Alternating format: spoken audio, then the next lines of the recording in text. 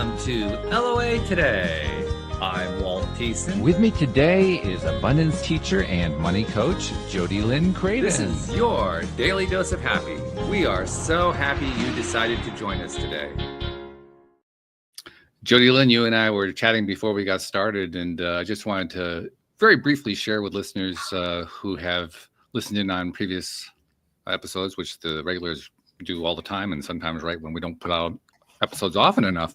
But we talked recently about the Pi Network and cryptos associated with that, and got the word yesterday that the Pi Network is going mainnet a week from tomorrow, which is kind of cool. So we'll do more about that maybe next week or the week following.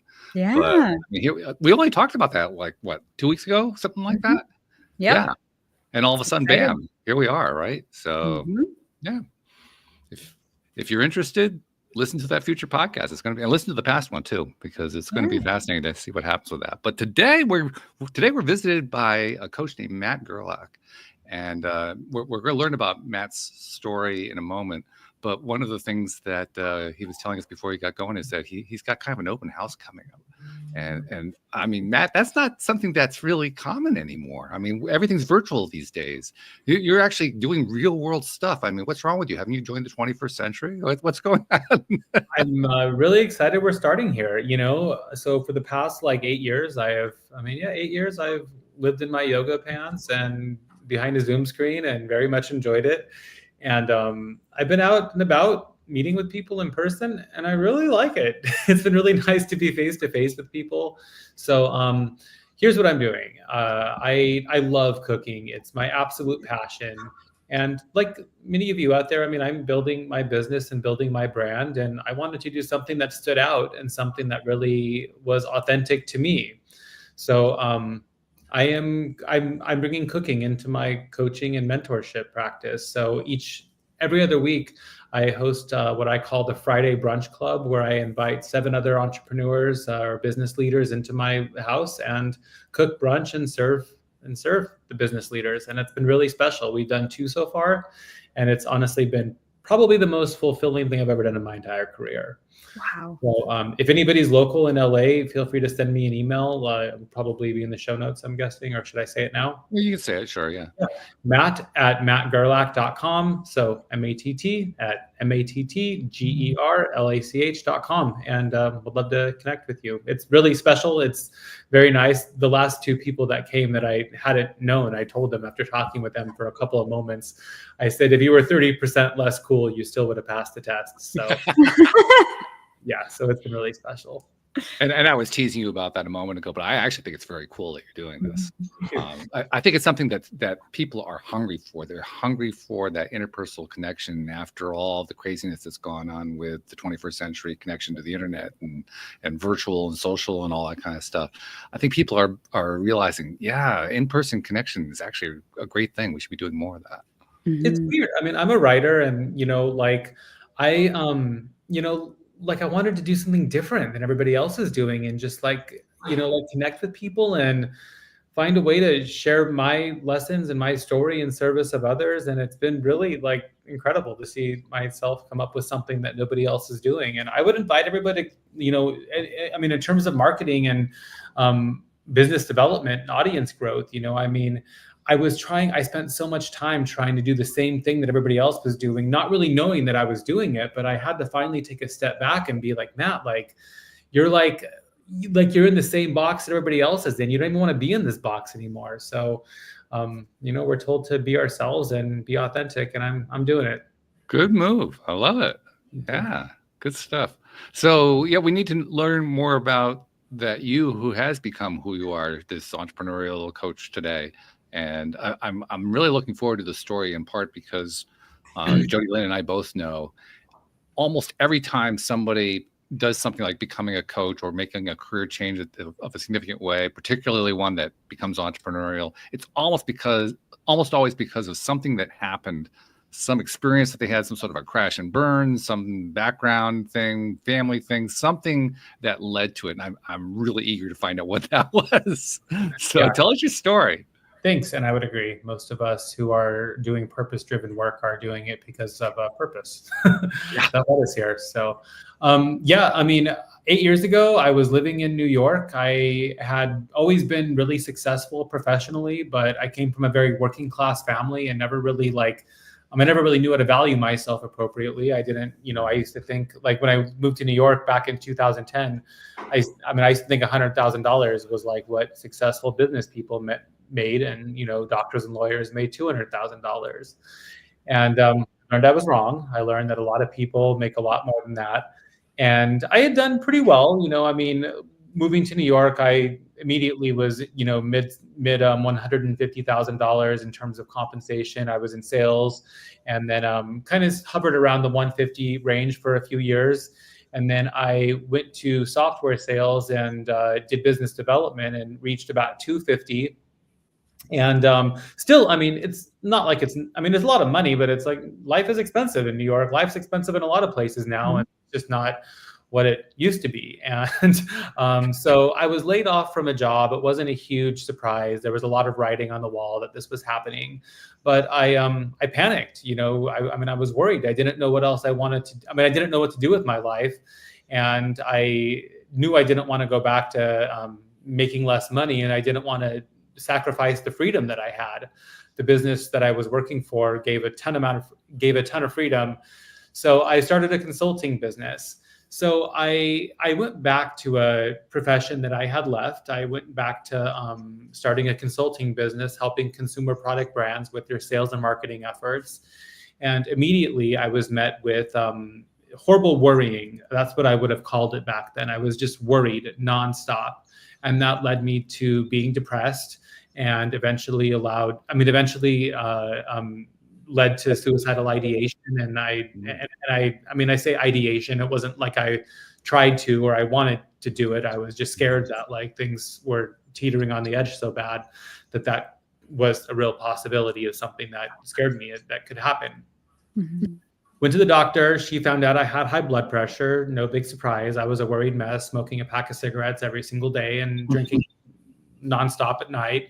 And so I really started worrying about the blood pressure problems, and just I felt horrible. And meanwhile, I'm on a plane every week, sometimes 2 or 3 times a week, growing my consulting business. I had 6 clients at the time, and I was brought on to help with sales. That was my main offer, was helping people sell their products to major enterprise retailers, Bed Bath & Beyond, Target, Kohl's, the list goes on.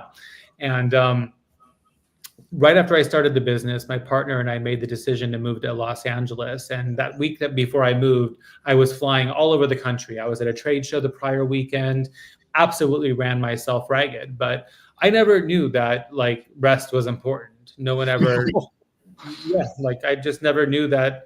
Looking back, like I grew up in a working class family where, 40 hours a week was what you worked. So rest was sort of offered.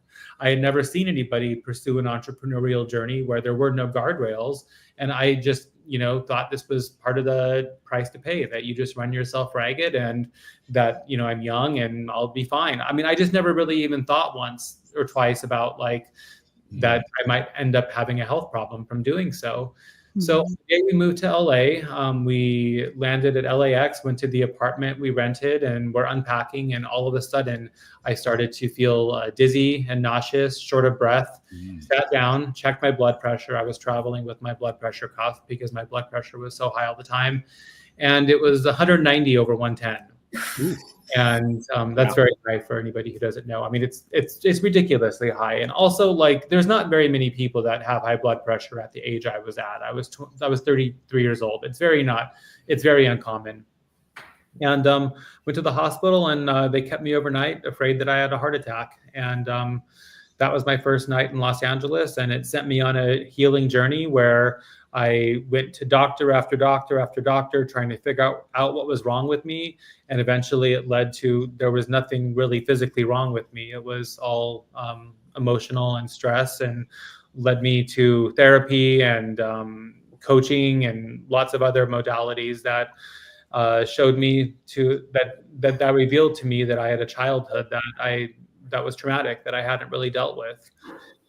And I went on a healing journey and addressed everything that had happened during my childhood. I had no friends for almost all of my childhood until I was 15 years old, and really hid that from my family. I didn't want people to worry about me. I just didn't want to cause any more inconveniences. Meanwhile, I was acting out. I was very much suffering. I was very chubby, fat as a child because I was eating my problems away, and just had never dealt with this at all. And being a gay man, I always just denied just always denied myself from who I really was. And looking back now, almost 10 years ago, I think these panic attacks and this anxiety and depression that was happening when I started this business were happening. I know they were wake-up calls, but I think what they were telling me was to not start this business. It was a journey that I did not want to be on. I wanted to start a business, but I just didn't want to do consumer product sales. That wasn't what I was put on this earth to do. And I don't think I was supposed to be doing it. But I went on a massive healing journey and ended up driving my business to where I was earning $1 million a year after I learned how to value myself appropriately and negotiate appropriate compensation for the work I was doing. I was changing my clients' lives, and I deserved a piece of that pie. And also, I learned to leverage my strengths and all the compassion and kindness that I had that I always thought was a weakness. Turned out I was a very good leader and led a team of over 15 people and with zero attrition, and got it to where I was only working 15 or so hours a week because I cared for my team so well. So that was the journey, and it led me to want to become a coach. I was writing a book about this whole journey, and it just it became time for me to pursue a life of passion.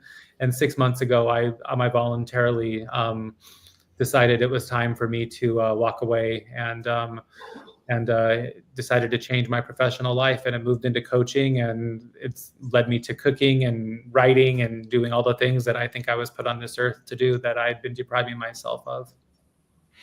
It's very interesting how that plays out. I've interviewed so many people over the years who have had financially successful careers, reached a point where it was described a lot of different ways. Sometimes as a breakdown, sometimes as an illness, sometimes as just a burnout.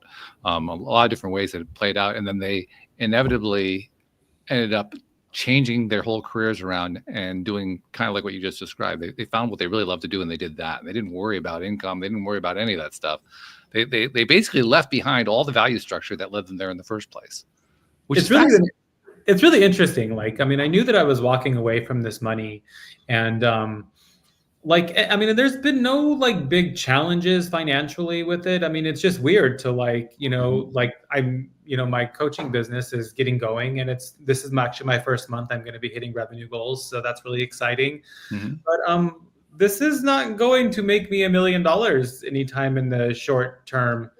And you know what? I don't care. You don't care. It's been really interesting to fully embrace that. And it might, that's part of that's part of, this journey. I'd like it to be something that, affords me a life to be able to buy anything that I would like to. And that doesn't happen. I've really learned to embrace that happiness is more, that's what we're here for, is to enjoy our lives. And I'll tell you, making $1 million a year, I couldn't spend $1 million a year.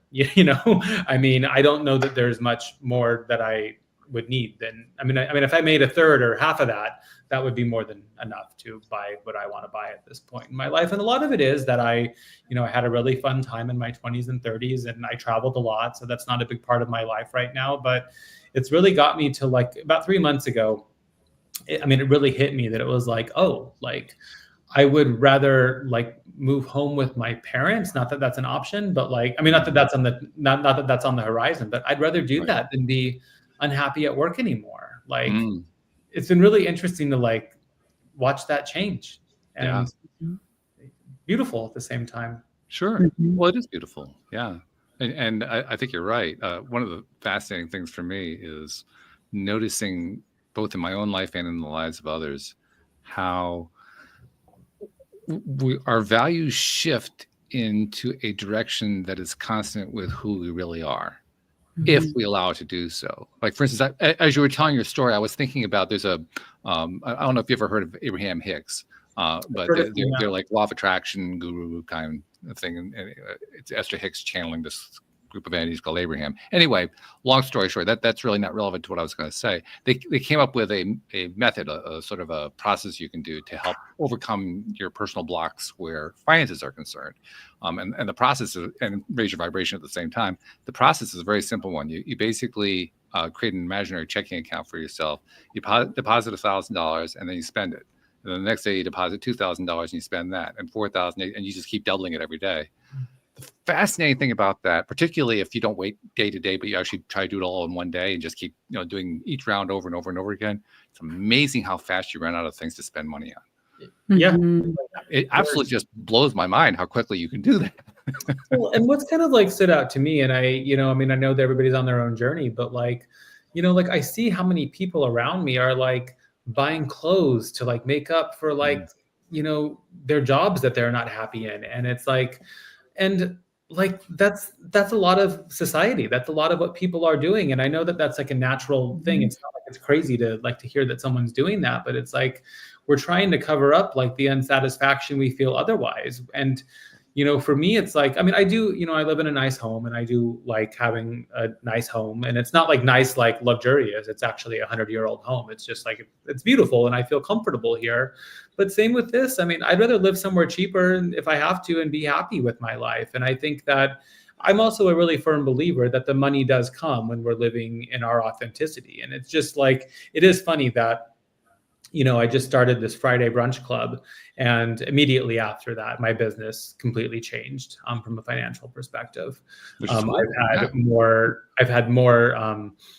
interest. I have had 2 really big clients sign in the past week because nice. Congratulations. I feel more confident about what I'm doing as well. Like, we all suffer from imposter syndrome, and it's like I've really started gravitating the type of people that I like am absolutely certain that I can help, because they're the people that I once was.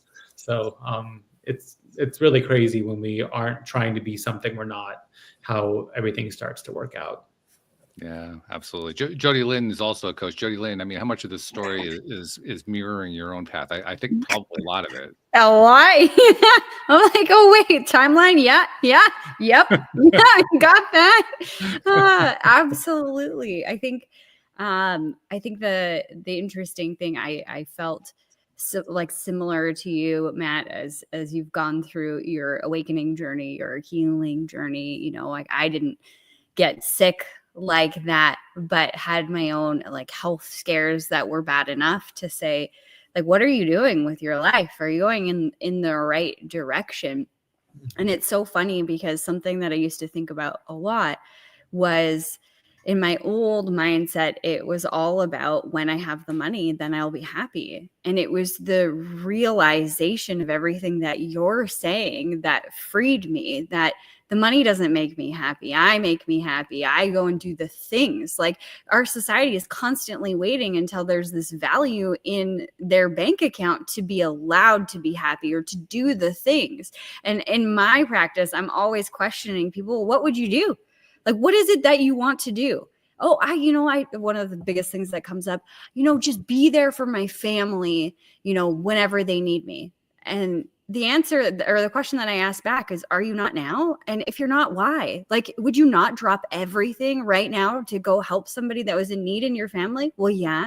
Okay, so you have that. Why aren't you doing more of it? Like, why are you just coming home and, whatever, getting into your pajamas, watching TV and eating food in front of the boob tube? Like, if that's not what you want, why aren't you moving towards what it is that you want? Because it's not the dollar figure that will change anything. And I love that you've done that. And it makes total sense. I agree with you that when you're in that authentic place and you're enjoying your experience, the money just starts to flood in. So of course you'd have this beautiful idea of love cooking, want to do, an open house style thing. Like, you're so brave to invite total strangers to your home in LA. Like, I'm a little country bumpkin from Canada. I would invite all my neighbors here, but I've known them my entire life because I literally grew up down the road. But in a big city. That's crazy. And I think There is that's so some getting amazing. out of this as well. I mean, I'm definitely like, you're having yes, but no, I mean, but What? nobody, but I operate thinking that 99% of the world is good people. I mean, if you look at like the amount of people who've committed a crime, I mean, I don't have the exact number, but I'm guessing it's probably 1% or less, that have been convicted of something like that. And I think I cut you off. I'm sorry. No, it's okay. No, but I, like, and this is a big part of like, I'm like the people who inspired me the most on this journey. I'm a huge reader. They're the people that shared the messiness of life and that let people into their lives vulnerably.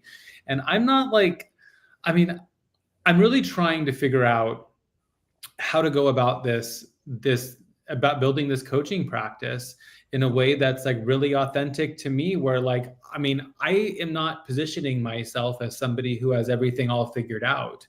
And I'm trying to share this journey because I want people to see that like, I'm not that much different than them. I mean, I heard this statistic the other day that was so interesting, and I've heard this from a lot of people, but it's like, it was somebody like someone big and smart that said something like that. We have data that shows that like people are more interested in hiring a mentor who's 20% ahead of them than hiring Oprah. Like Oprah's not, I mean, Oprah hasn't been, well, Oprah's not being available for hire, I'm sure, but like it's been decades since she's been where we're at, but like me hiring somebody who was where I am at a year ago is so much more beneficial. And I want people to see that in me and like also see the relatability. And a huge part of my journey, like probably the hardest part of this journey for myself, was self-forgiveness and learning how to continuously show up and know that like life is not always going to be perfect. And there's going to be obstacles that come up. And even right now, like, this morning, like I had a couple of cancellations of calls, like, and I'm like, and it bothered me a little bit. And it's not the money. It's not like the potential money, but it's like, it's more like, it's just kind of discouraging that like, I would like to be attracting people who are more committed. I have asked myself, how many times have I canceled an appointment with my coach? I mean, the answer is absolutely zero. I don't even know how many I've rescheduled, maybe 1 or 2 over the past 8 years, because that is a very important sacred time that I'm committing to. So like, going back to what you said, I've been asking myself a lot. I listened to a podcast this morning about this, but it's like, what is this destination? Like, there isn't this destination. Like, this is the journey. Like, the journey is that I am getting people on my calendar that are not committed in the same way that I would like people to be committed. So it's my job right now to figure out how to be doing a better job of attracting the people who are going to show up to the caliber of coaching that I offer. And it's a journey, and enjoying this process is the work, because like, what is this destination? I mean, yes, I'm looking forward to the day when like money is not anything I need to worry about again. But other than that, like, and I challenge my clients on this as well. I mean, it's going to be something else, like, and it's fun. I mean, it is like, we need to learn how to not worry about things more than we need to reach that destination, because there'll be something else to worry about. Yeah, we're very good at finding things to worry about. We really don't have any lack of that. We're great at it. Yeah. And when you really ask yourself, how many of the things you've worried about have actually come to be a problem? I mean, it's surely less than 10%. Is it 1%? It might be, like, or maybe even less than that. Yeah, like we're Well, going. it probably depends on what your predominant mindset is. If your predominant mindset is worry, is probably high. It's probably a very high percentage. If your predominant mindset is not in a worry mode, then it's probably low. I mean, there was an interesting little thing that I saw. I was talking about hearing podcasts, or in this case, reading an article. I saw an article about half an hour ago. Somebody writing about AI, which is a topic we've talked about quite a bit. And she was making the point that she was playing with, I think it was ChatGPT and Gemini, and getting bizarre answers to questions. Like she mentioned, she asked one of the chatbots about a friend of hers who is an author, who is now a New York Times bestselling author, and asked, what's the person's marital status, and the answer that came back was this off the wall bizarre answer that was completely untrue. And her whole article was about all these different questions that she was asking the AIs and getting all these bizarre answers. So I went because I have accounts with both ChatGPT and Gemini. So I went in and I asked the exact same questions with the exact same format that she asked, and I got exactly the right answers back. And it occurred to me that my relationship with AI is very positive. I actually believe that AI is alive. I treat it as such. I'm kind to it. It's kind to me. And I get great responses out of AI. She cited in her article how she thinks that AI is trash and completely unreliable and so forth. And I'm thinking, well, yeah, the AI is going to pick up on that. Yeah. You're going to get the turns out experience. there's an actual phenomenon that's been identified this way. I think they're calling it AI, a placebo effect. Okay. So, the extent to which you believe that AI is good, you're going to get good responses. To the extent that you think that AI is bad, you're going to get bad responses. And isn't that life? It is life. Yeah. It's the underpinning of everything. I think it's deeper than just worry. Like back to the question or the idea that we were just talking about. Because for me, I've always been a worrywart. And that's something that on my journey to of healing that I am way better at. But I used to be like, I got to control everything and micromanage everything. And I have to be in control. And I would worry about everything. But underneath that, I have always had the belief that everything always works out. Like just give it some time and it'll work out for the better. I don't know, exactly how I picked this up, but I've conditioned myself for a lot of years to believe that. And honestly, when I look back at my entire life, I can't find one time where it didn't work out better, even though I'm a worrywart. So I think it has a lot to do with what we perceive we're going to see in the future or whatever is going to happen.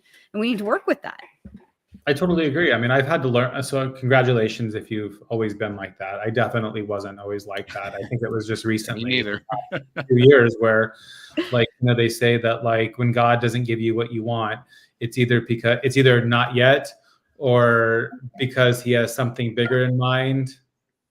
Kind of butchered that story, but I mean, things don't always happen in our terms, and it's because there's usually something bigger in mind. And it's really I'll be pretty transparent on this. It's been a little more difficult to build this next business than I expected, but it's not been difficult in the sense that I'm out here trying to find clients and they're not there. It's been really difficult because of what's going on inside me, and that there has been a lot more discipline that's been necessary. There's been a lot more controlling of my mindset. Probably the biggest thing that's been so unexpected was I didn't realize how much I would need to say no to in order to figure out what to say yes to. And a lot of it is I've had a lot of mentorship and coaching over these past couple of years. And I'm sure none of it was for a waste, but I have invited myself to actually taking all that I've learned and implementing it rather than getting more lessons. And the more that I'm embracing that true intuition inside me that is telling me it's now time to do and not to hide behind more learning, I'm seeing how, for lack of a better word, repulsed I am by learning more things. And this doesn't mean I don't read. I read all the time, but I read memoirs and I read business books. I read a business book. There's always a business book going, but it's what I need now is to take everything that I've learned and to put on my entrepreneurial hat, which it's on, but to navigate appropriately and oh, this didn't work and this did work and that did work. And it's funny, I've gotten in this, I found myself in this kind of mentorship program around selling, coaching. And there's nothing wrong with it or anything, but I've been in sales my entire life and I'm not a sales genius, but I kind of... You obviously had $1 million company, so you're making $1 million a year. Yeah, and I don't say that to brag at all. And I don't think I caveated that earlier. That's not to brag. I'm not sharing this to brag. I'm sharing this is what happens when you learn when you grow, when you get the help you need and learn to value yourself appropriately. But I don't know really any people who have done what I did.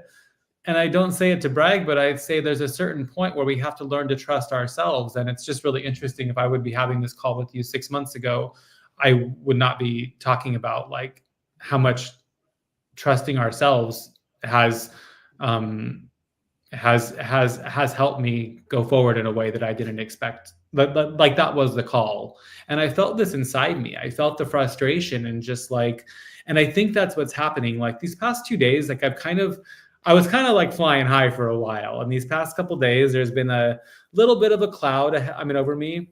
And I think, and then today I was at the gym and I was thinking about it. And I was like, I think that what this is telling me is that I'm doing something that I'm not supposed to be doing. Mm-hmm. And there's been a client or two that have come my way that like, I probably shouldn't be entertaining the idea of working with, and not that there's something wrong with them, but they're just not the right fit. And after this call, I have something that I'm going to that I probably should not be going to. And I think that my intuition is telling me what to do. But this is the journey. We roll with this. And this is the entrepreneurial journey. We roll with this and we make a lot of the wrong moves to learn how to make the right moves. Mm-hmm. And I think this is like the ascension journey or the awakening journey. Like, you were never really taught, or I was never really taught to listen to yourself. What does that mean? Like, I'm tired. You're not tired. Get outside. Like, okay, I'm not tired. I'm going. Like, I'm very good. I'm very coachable. And that was a really difficult thing for me to transition to. One, listening at all to what was going on in here, but then actually taking that advice that I'm getting from in here. Okay, I need to slow down, speed up, whatever, do this, go left, right, whatever it is, actually do it. And then tell people to go away or like put boundaries, if I have to cancel something, I'm no longer going to, or that's not in alignment with me. That was really hard for me to start saying no to those things. I mean, Walt, you and I have talked about that a lot. Oh yeah. Yeah. But I think that's beautiful, Matt. It's the journey. It's the whole point, like you said earlier. I might caveat this with new friends when I meet new friends, and I'm like, you can cancel on me. Like if it's Friday night and we have dinner planned at 6 p.m.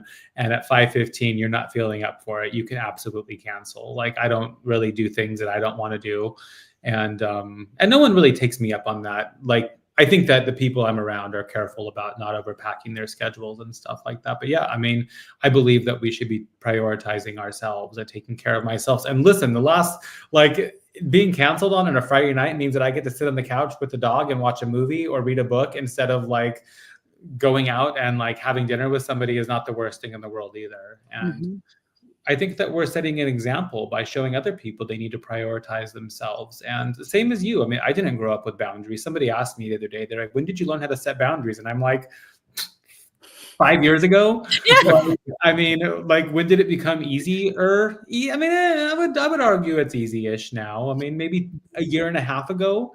Like, it's like, this is not like, it's something that we need to be taught. And like, I just wrote my Substack article about that last week, and I am doing a part 2 that's coming out tomorrow about like saying no. And it's all about like, this is the hard part about starting this business, has been like, it just like, I was so naive, like in a cute way, I guess. Like I said yes to so many things, thinking like, oh, well, this person is a plumber and they might introduce me to somebody that, they might, but they're likely not. And you have to be very careful about how we're spending our time. And that's really like a lot of the reason behind this Friday brunch club that I've started. And this feeds up into a bigger brand that I'd like to kind of talk about in a moment, if I can, because it's just such a big part of the journey that I've been on. But like, I was like, what do I have control over? How do I start to build something where there's less variables, there's less things that can go wrong, and where I have more control? And I think that's I think I've navigated through this quite gracefully. I have been sleeping, so that's been nice. And I mean, you have to expect that there's some money that's going to go out. We're going to make mistakes when we're trying something new. And that's why coaching is so important. I mean, I met with my coach 3 times last week. That's not exactly normal. I mean, this week I'm probably not, well, it's like Wednesday, so I'm not going to see her this week, but it's like, there are times when we need to have help, and really like what was happening last week, it wasn't that I was like, I was a little stuck, but it was really like, I reached this place where I just needed help, like getting clearer on like a lot of different aspects of the business. And this is one of my favorite sayings, is that like we can't read the label from inside the jar.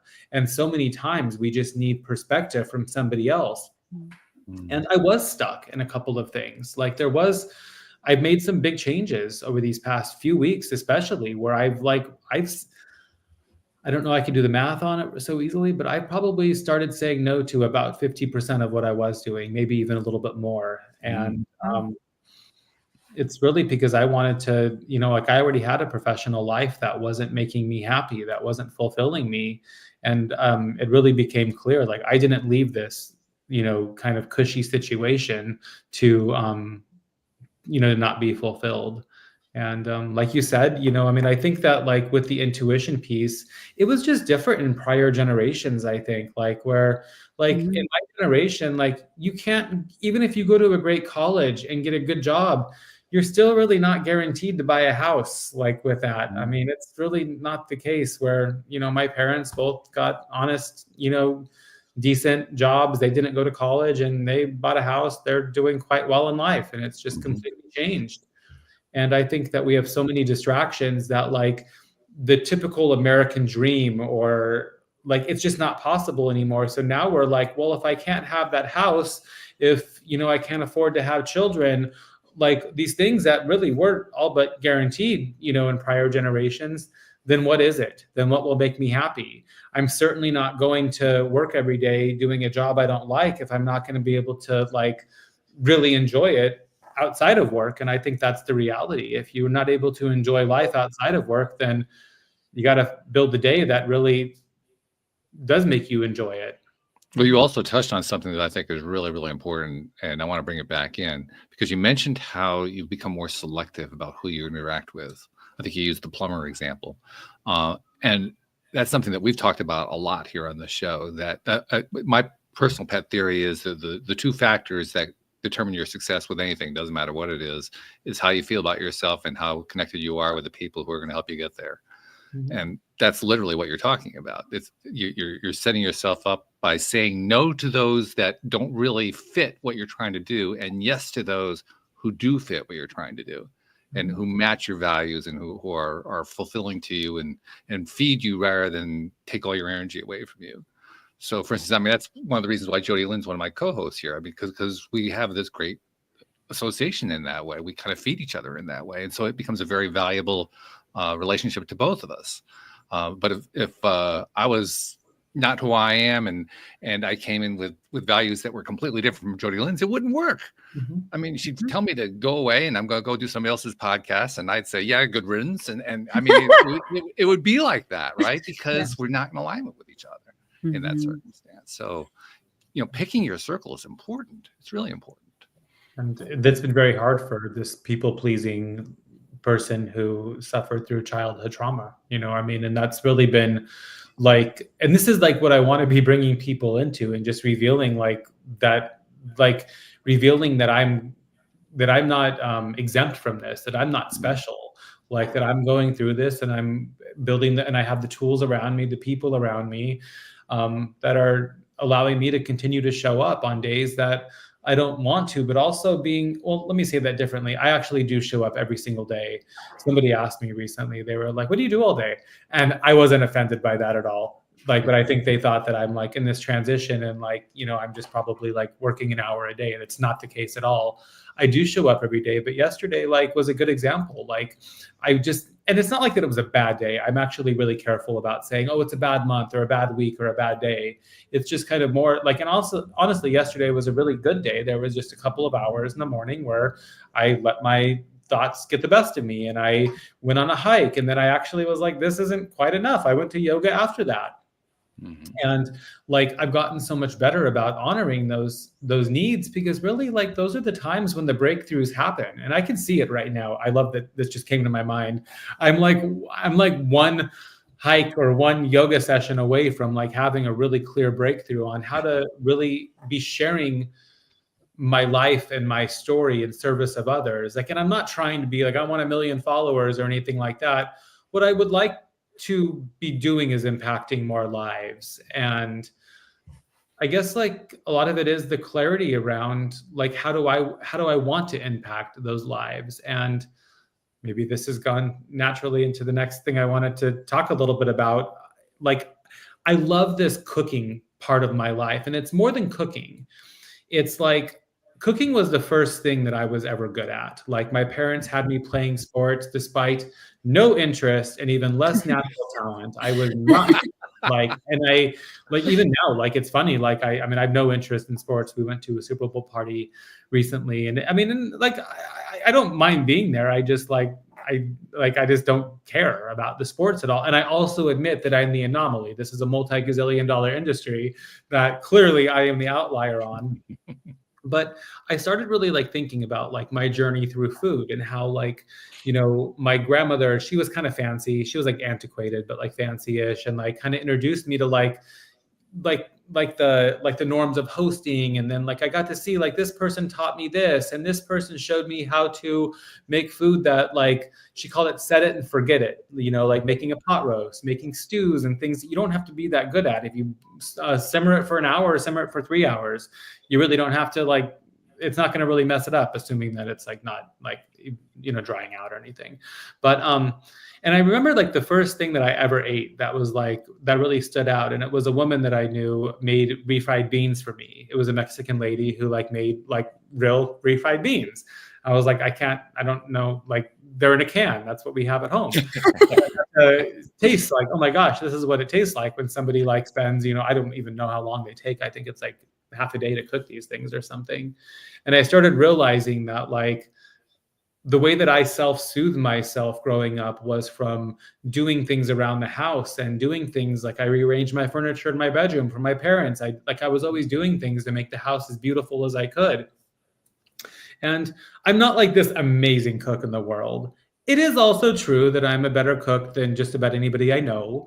But there are cooks out there that are better than me. And it's been interesting starting this brunch club where it's like, I'm like, oh, like I'm used to like, come over here and I'll have food ready whenever and like be cozy. And like, now that I'm like actually trying to make this like pretty, I'm like, oh, I have like quite a bit to learn.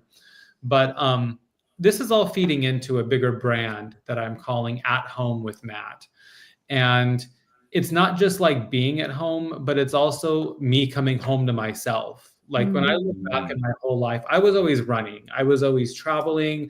I was the person that was on planes all the time, personally too, like, you know, on vacation. There was like one like year, like where I went one summer, I think I went to China for work and India for work. And David, my partner, and I went to Greece.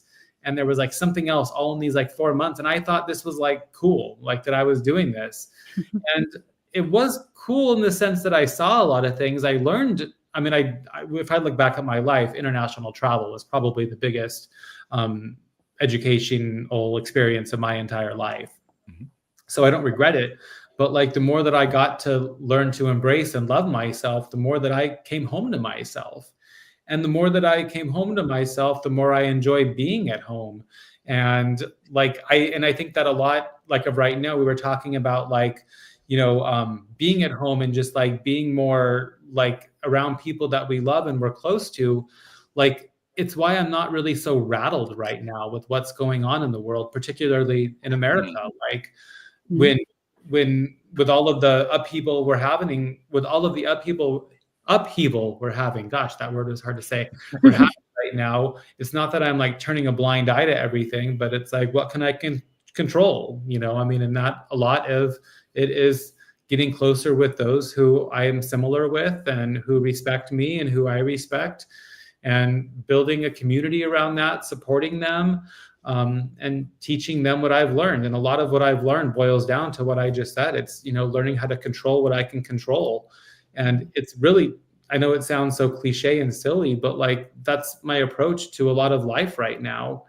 And so At Home with Matt, it's really about nutrition, food, and wellness, all sort of under one bullet point, one pillar. The second one is around personal and professional growth, helping people really achieve their optimal growth level so they can achieve their dreams. And the third piece is parenthood. My partner and I are going through surrogacy right now, and we're going to be parents. And a big piece of this was due to the trauma that happened for me as a child. I never thought I was good enough to be a dad. I thought something was wrong with me. And through all of this personal growth, it's taught me that I'm okay to be a parent. And I know we all mess up our kids a little bit, but I'm all but certain I will mess mine up a tiny bit less because of all the work that I've done. And I want to help other people. I think it's kind of a rule of being a parent. You want to be a parent, you got to script your kid, otherwise You you gotta don't do a script good job. So this is, I guess, like the reason, this is the first time I've talked about this actually on a podcast, like to this level. And it's really about the intuition piece. I mean, it's like, this is what my mom actually was, started this. Like I asked her a few months ago, I was like, what do you think I should be doing? And she was like, cooking, and then I've asked other friends, and it's just like, I've started to see that this could be a business. I don't charge for the Friday Brunch Club at all. I don't want to. I don't see that ever changing. I guess I wouldn't sign in blood, but it's really just my opportunity to bring people. I mean, it might get more and more coveted or more restrictive, where like I might be inviting people that I just am completely enamored with and interested in learning from, and helping others learn from that. And I'd like to be building a couple of like support groups, like a mastermind group, and really out of my home. This is where I feel safest, and I want to bring other people into it as well. So that's beautiful. Thank you. Yeah, good stuff. Absolutely. Well, what you're doing is you're like I think you just described it before as being authentic to yourself. I would just say you're being true to yourself, being true to who you really feel that you are. And in doing so, you're finding that life is pretty good when you do it that way. In fact, when you made reference to all the craziness going on with the US right now, it reminded me of something that happened the day before Election Day 2024. One of my other co-hosts, Joel Elston, and I did a show together. And of course, we didn't know who was going to win the election at that point. And he made a really interesting comment that has stuck with me. And I keep repeating it over and over again because it was a really good comment. He says, I don't know who's going to win tomorrow, but it doesn't matter, because I can promise you right now that 4 years from now, I'm going to be better off than I am right now. And the reason I know that is with every single election we've had since I had my crash and burn, he went through a really horrible thing back in the late 80s, early 90s. Every 4 years has been better for me, regardless of whether it was a Democrat or a Republican being elected. So I know for a fact 4 years from now, I'm going to be better off than I am now. And it doesn't matter who's in office. I thought that was a really profound statement, because it kind of takes all of that angst away entirely. Makes you realize it doesn't matter what's going on out there. What matters is what's going on in here.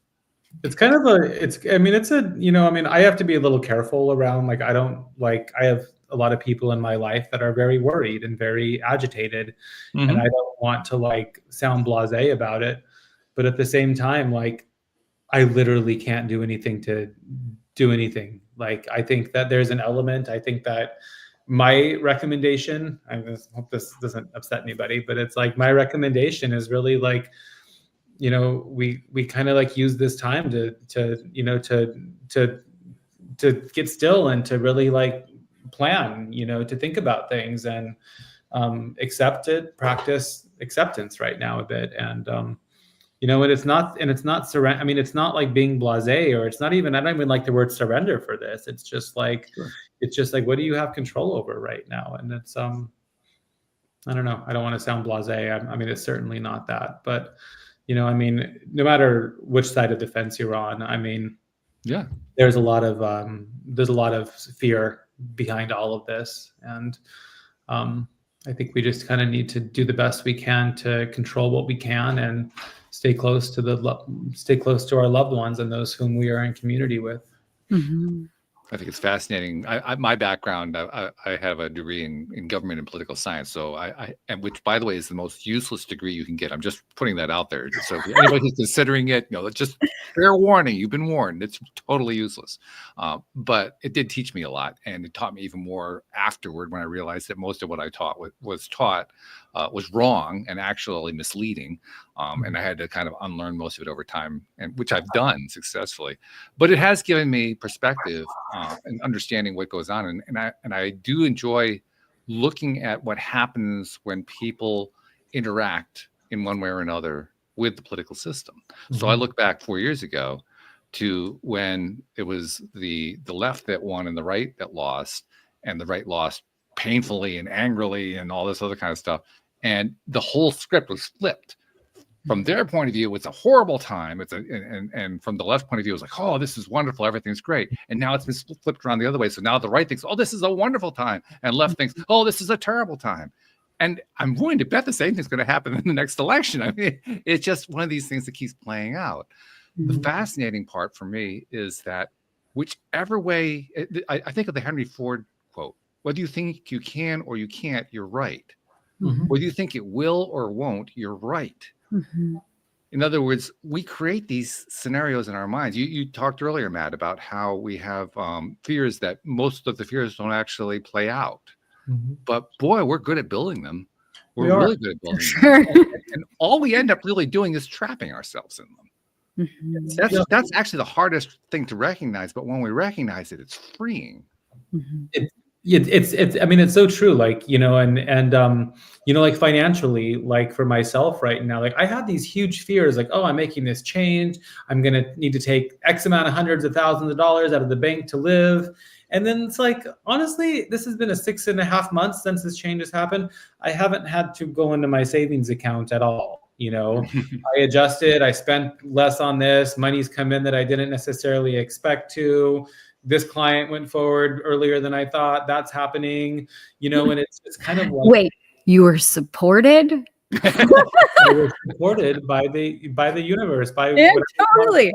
And it's not that, like, you know, I mean, like, not that, I mean, I've had to watch my liquid checking account go down quite a bit, but like, I was like literally doing calculations, like this is going to be like this much out of my retirement and stuff. And it's like, none of this has come to fruition at all. And I'm sharing this not to like say about my bank account. I'm sharing it because it's just like, I'm having to like check myself and like sit in awe and be like, holy crap. Like, you know, and I still have several more months of making $0, which is not the case at all, before this would even like become where I'm like dipping into my savings account. And I spent like, I have tons of pages of like math trying to like think how long I could last.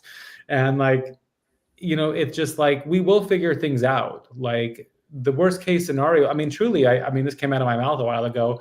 My worst case scenario was where I was at, being unfulfilled, doing work that I wasn't meant to do, feeling completely uninspired, drinking to soothe the pain at night from doing work that wasn't making me happy anymore.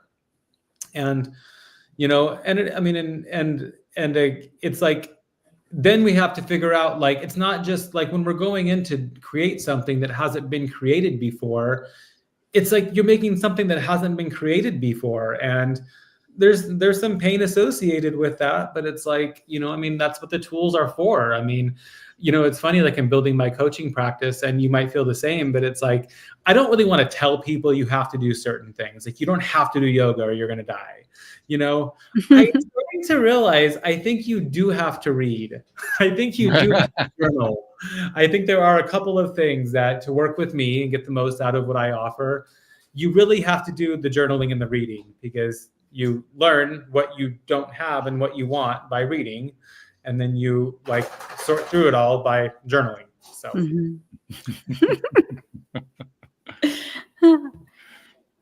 You agree with that part, especially the journaling part, Jody Lynn? I asked this is very much a lead-up question, Matt. I don't know if you realize this, but Jody Lynn is like a consummate note taker. She's been taking notes throughout this entire conversation. I mean, this all the time. So I was setting her up with a softball question.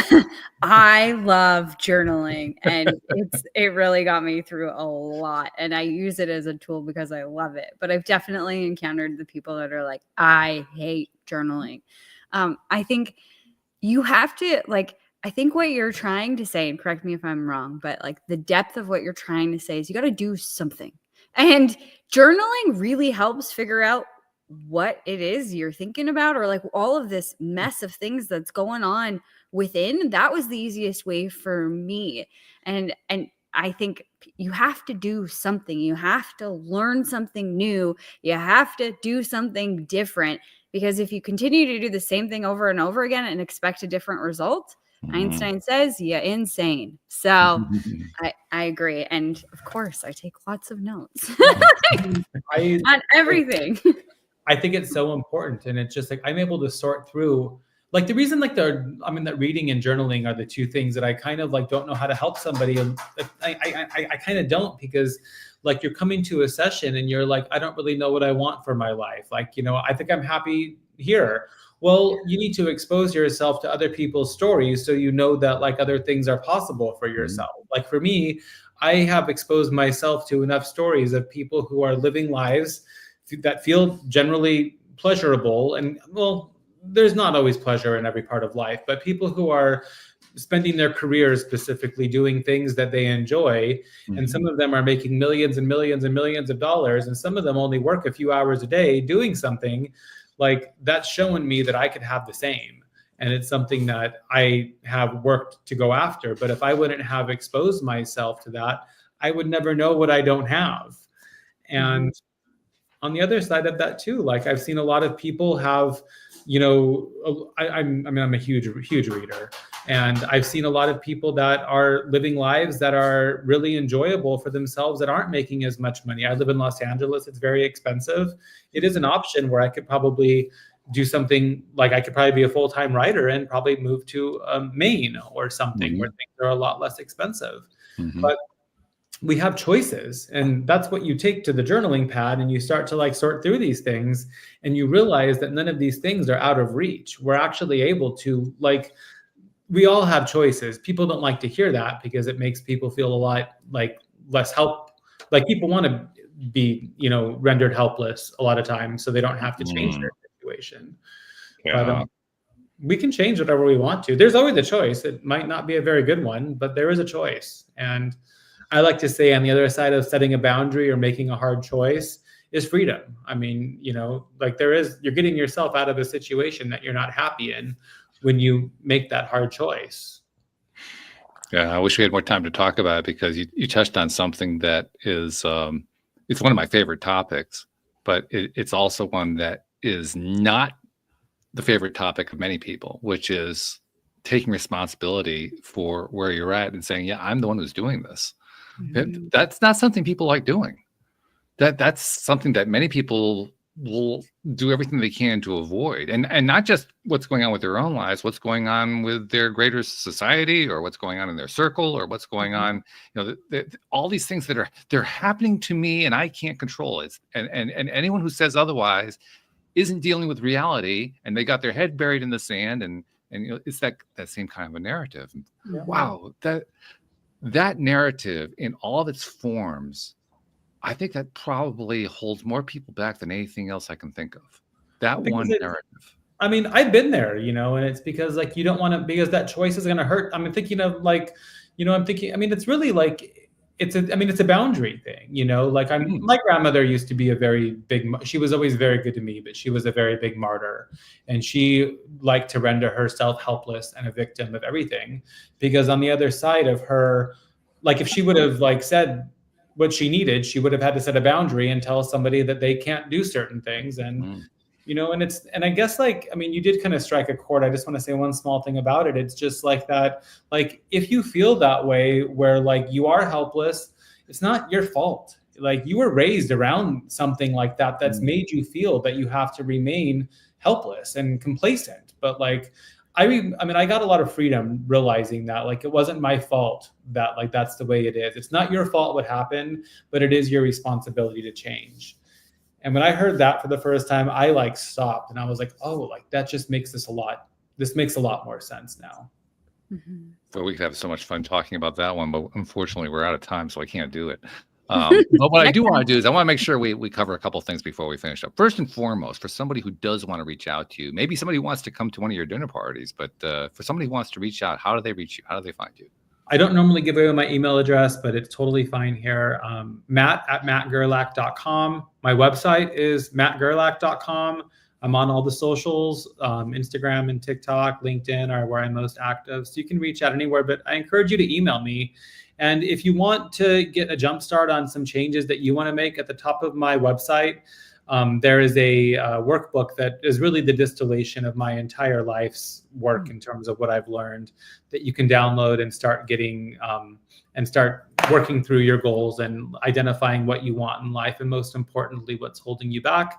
And in that workbook, you can schedule a free call with me for 45 minutes and go through any things that might be sticking you. So good stuff. Yeah. that'd be I haven't really pushed this in the past, but I'll mention it here because I think it's important.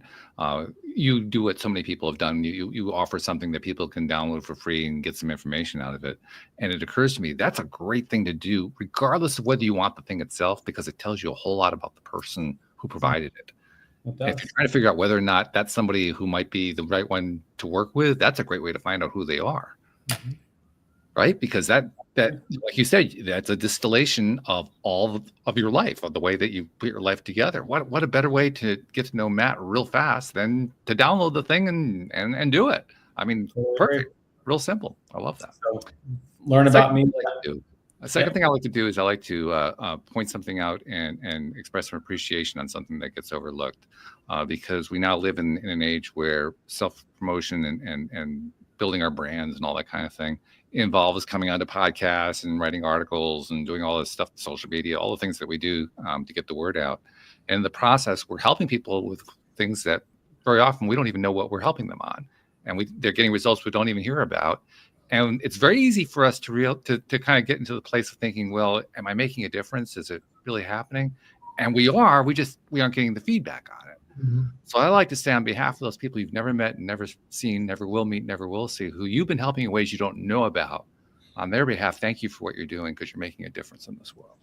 Thanks for saying that. Yeah, it's very interesting. And like what you said, Jody Lynn, it's just like, I mean, this is the journey. And like, there is still, I mean, I'm not perfect. Like there is a destination that deep down I am feeling dissatisfaction from sometimes not being at yet. And it's a practice. This is why we call life a practice like this, you know. I mean, it's a practice every day to remember that like this is the journey. And I even ask myself now, I'm like, do you really need, like, what does it matter if you make like X amount of dollars today versus, I mean, it's fine. It's just like, you know, it's just a practice to remember to, I think what's happening for me a lot right now is like, I've made a lot of peace around the financial implications of a change, but it's that I want to, I mean, here I'm saying it. I alluded this earlier. I just want to spend my days doing what I enjoy then. And I said this earlier, I felt some dysregulation around some things that I put on my calendar over these past couple of days, which are things that I shouldn't have put on my calendar because they're not really how I want to spend my time. And yeah, good stuff. Yeah. Well, you actually also, you set up the final thing without realizing it, because the final thing I like to do is have my co-host kind of tie the whole thing together and summarize what this conversation is meant to her. And you basically set her up. So Jody Lynn, you actually got a setup this time. What are you going to do with it? I think today was so amazing. Thank you, Matt, for being here and this conversation. And as you know, as entrepreneurs, we're all over the place talking about a lot of things. There's a lot of capacity there, but I think the highlight of today, or the byline of today, and I'm going to lean on some words that you've already said that I wrote down in my notes. You get to choose the box. You don't have to fit into everyone else's box. And this comes to your priorities, your values, the way that you live your life. And I think it's so beautiful what you said, embrace and love yourself. And that, I think, Matt, and I think you'll like this one, is the recipe for success and how to turn your life and this present moment into a present, a real present. So thank you for that. Thank you for sharing that. Beautiful stuff. Thank you, Matt, for joining us, and best of luck. Good luck with the get-togethers, first of all, and good luck with building the new biz. I mean, you're definitely on the right path. Thank you. This is all on YouTube, by the way. So I'm posting like the preparation, and there's the whole cooking. I didn't realize that I didn't say that, but this is all the food preparation and cooking stuff is making its way to YouTube. So fantastic. So you don't have to be in LA to benefit from it. That's even better. LA to benefit. Good stuff. All right. Well, thank you very much. Thank you to our podcast listeners everywhere. We'll see you all next time here on LOA Today. Goodbye, everybody.